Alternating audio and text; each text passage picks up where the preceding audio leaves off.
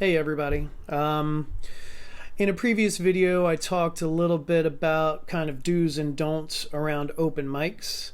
I wanted to maybe elaborate on that video and also kind of give you a host's perspective around open mics. So I host an open mic at Little E's Tavern in South Jersey. It's in Franklinville.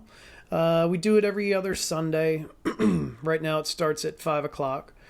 And mine is a little bit different, I think, from most open mics, because most open mics, you have a list of performers, and then once that list is over, once you get through the list, the night's over.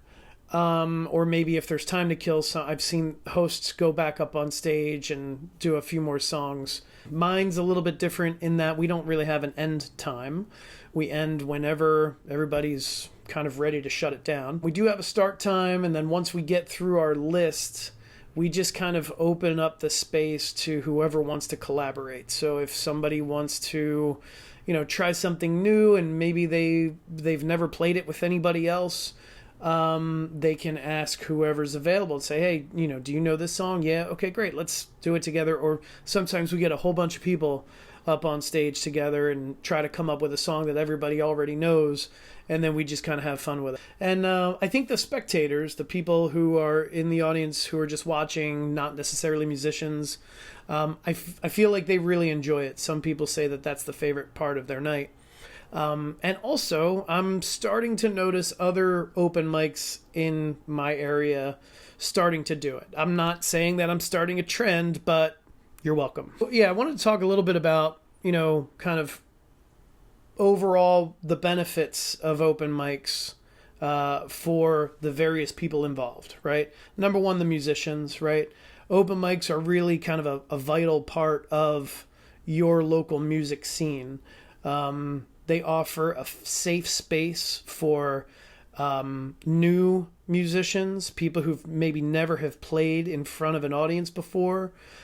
Gives them the opportunity to play in front of people and not have to worry about being heckled or being disrespected in any way. It's my job to make sure that doesn't happen. And another benefit would be that you've got more seasoned musicians who are out doing their thing. Maybe they're gigging on a regular basis, but maybe they want to try something new, something that they're working the kinks out of.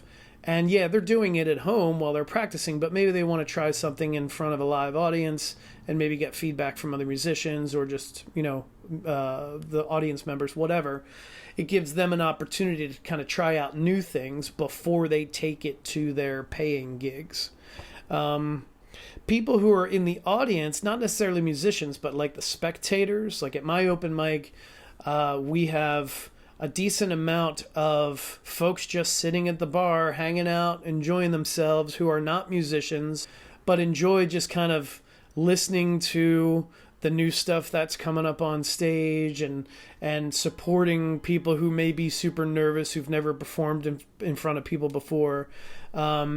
And then at the end, when we do our open jam, a lot of the spectators just kind of like seeing what we come up with. Sometimes it's awesome. It seems like we rehearsed it. And then other times it could be a complete train wreck, but it's all part of the fun, right? And it's all part of the experience. As a host, there's a couple of things that I keep in mind as an open mic host. Number one, my job, again, is to make sure that there is a safe space for everybody to feel comfortable. It's also kind of part of my job to make sure that there's at least a reasonable amount of people maybe not necessarily paying attention or listening, but at the very least showing respect, right? I want to make sure that there's not, too many distractions in the audience while somebody's performing. With that being said, though, I do want to make it perfectly clear that I'm not going to sit there and force the room to be silent. That's not my job, right? We all have to remember that music is a community, not just for musicians, but it's a community for performers and listeners, right? And some listeners listen to music in the background. They don't analyze every single piece that we're playing, every single piece of a song. They don't analyze it like musicians do, right? They just enjoy the music, and that's totally okay. So yeah, you may be up there performing at an open mic, and there may be a table off to the corner that's not really paying attention. They're having their own conversation. They're being respectfully quiet enough, right? They're not distracting, but they're having their own conversation. They're enjoying their night. Don't be offended by that if you're a musician and you're experiencing that, right? Like they're still part of their brains that's listening, or maybe they're not there for the music at all. As long as they're being respectful and not a distraction, then it's just something we have to accept, right? I have seen musicians in the past at other open mics get really offended when people don't listen to their music when they're up on stage. There was one particular open mic that had a pool table in the same room that the musicians were performing. And yeah, people go to bars to play pool, right? They don't necessarily go to bars to listen to music all the time. But this one particular musician, I'm not going to name any names, but like he was so offended that people were playing pool while he was up on stage, he ended up writing a song about it. It was pretty comical, but it's something you have to take with a grain of salt, right? It's not your concert. Not everybody's there to see you.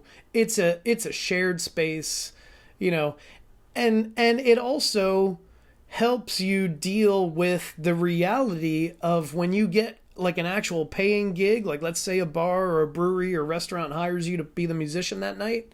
Not everybody's going to listen to you, right? This seems to be a running theme in a lot of my videos because it's true. It's something that took me a little bit by surprise when I first started gigging because, you figure, oh, there's a musician in the corner of the room. We should be nice and we should listen and all that stuff.